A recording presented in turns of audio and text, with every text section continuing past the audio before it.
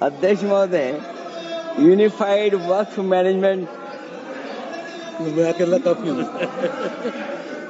अध्यक्ष महोदय, ये अध्यक्ष महोदय, मैं समझ सकता हूं कि मैं वो बात छेड़ना नहीं चाहता था, लेकिन क्या करूं, मजबूरी है अब।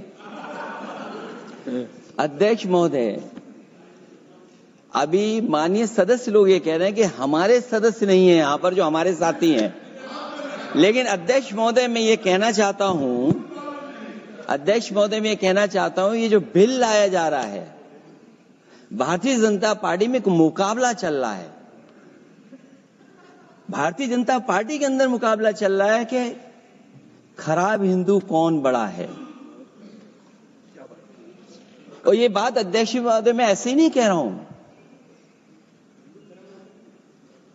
जो पार्टी ये कहती हो कि दुनिया की सबसे बड़ी पार्टी है, अध्यक्ष महोदय वो अपना राष्ट्रीय अध्यक्ष नहीं चुन पाए अभी तक। अध्यक्ष महोदय, भारतीय जनता पार्टी क्या है?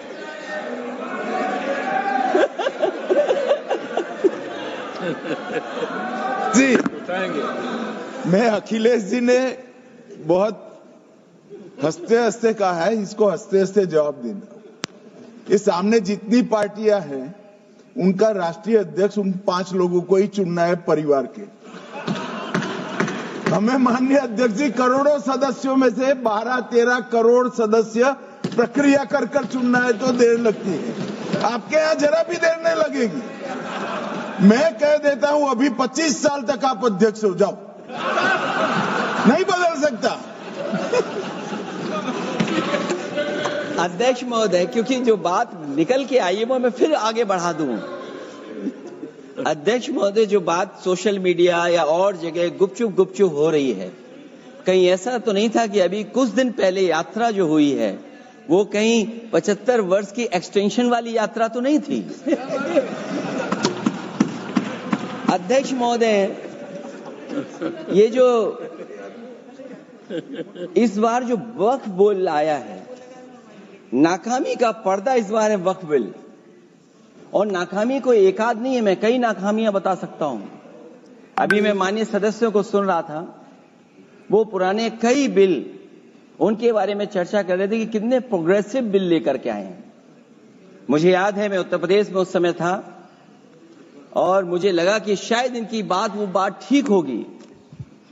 एक ये बहुत तैयारी के साथ फैसला लेकर के आए थे और फैसला ये लिया था आधी रात के आज के बाद नोट नहीं चलेंगे, नोट बंद हो जाएंगे। अध्यक्ष महोदय, उस नोटबंदी नाकामी के बारे में भी तो चर्चा हो जाए कि अभी भी न जाने कितनी जगह पर कितना रुपया निकला जा रहा है, कितना निकल करके आ रहा है। केवल नाकामी नोटबंदी की नहीं, नाकामी बेरोजगारी की भी है, नाकामी महंगाई की भी है, नाकामी किसान की आय दोगुनी नहीं कर पाए वो भी इनकी नाकामी है।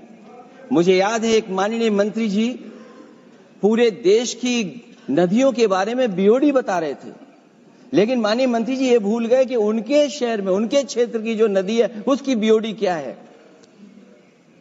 गंगा क्या साफ हो गई, यमुना क्या साफ हो गई, स्मार्ट सिटी क्या बन गई,